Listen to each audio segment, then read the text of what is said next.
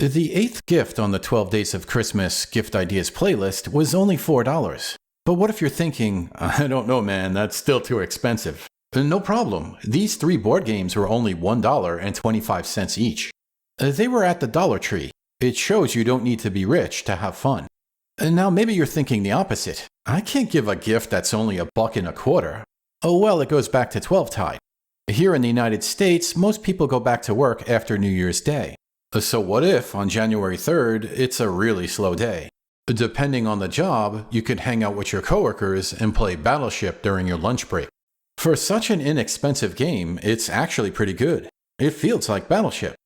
If you're not familiar with Colorforms, they cling to flat surfaces, but they're not sticky.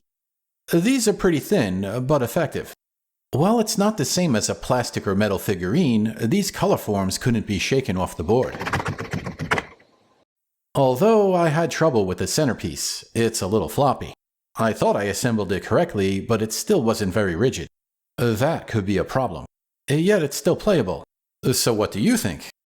Is it a miss or a hit? I think this could be a good way to test the game before buying a more expensive set. The next board game to test is Monopoly. Wow, I was surprised. Look at the board. Look at the stack of money. This is $1.25? There are 3 dice though, so that was confusing.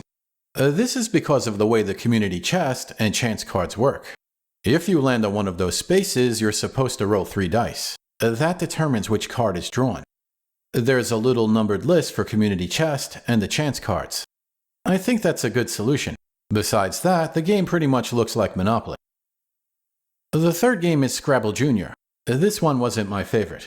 That's because the letters aren't Colorforms. They don't stick to the board. I was hoping to write love messages on the refrigerator, but they just fall off.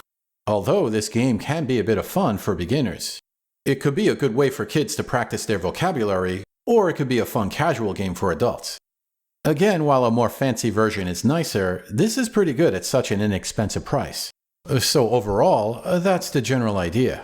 These Colorform board games could be a nice gift. The point is to get together and have fun.